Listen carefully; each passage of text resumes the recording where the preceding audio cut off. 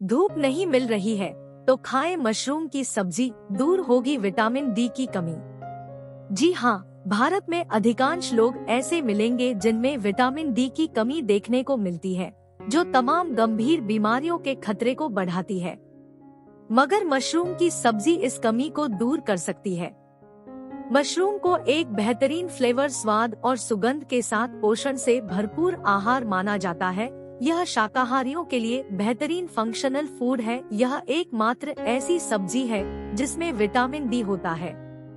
यदि आप धूप नहीं ले पा रहे हैं तो खाएं मशरूम की सब्जी।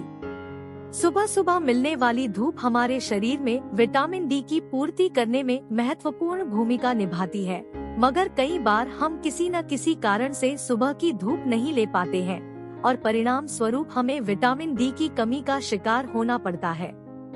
ऐसे में अगर आप चाहते हैं कि विटामिन डी की कमी ना हो तो आपको नियमित रूप से अपनी डाइट में मशरूम को शामिल करना चाहिए। आप मशरूम की सब्जी, सूप या उसके पाउडर को अपनी डाइट में शामिल कर सकते हैं। शाकाहारियों के लिए मशरूम विटामिन डी का महत्वपूर्ण स्रोत है।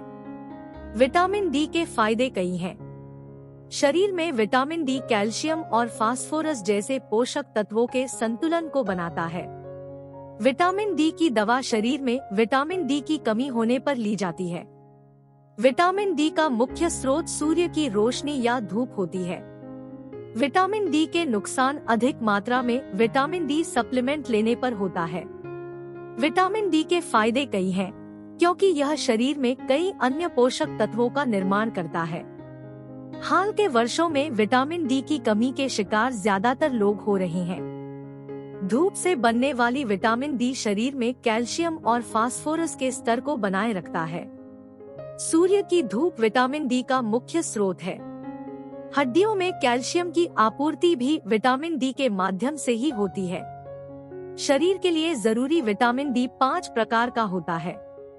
Vitamin D 1, vitamin D 2, vitamin D 3, vitamin D 4, vitamin D 5 इत्यादि विटामिन डी के मुख्य प्रकार हैं।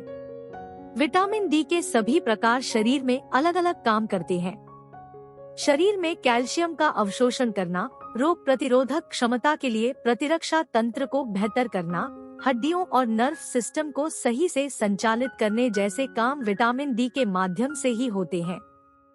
विटामिन डी की कमी होने पर मोटापा और कैंसर जैसी बीमारियों का खतरा बढ़ जाता है।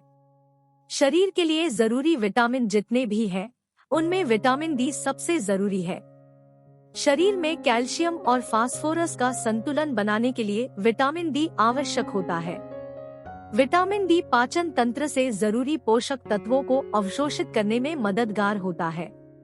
शरीर को भोजन के द्वारा पोषक तत्व अवशोषित करने के लिए विटामिन डी की जरूरत पड़ती है। विटामिन डी शरीर को संक्रमण से बचाने का भी काम करता है। शरीर की प्रतिरोधक क्षमता बढ़ाने में भी विटामिन डी फायदेमंद होता है। नर्व सिस्टम, मांसपेशियों और नसों के कार्य करने के लिए भी विटामिन डी जरूरी होता है। विटामिन डी मोटापा और कैंसर जैसी बीमारियों से बचाने में भी फायदा पहुंचाता है।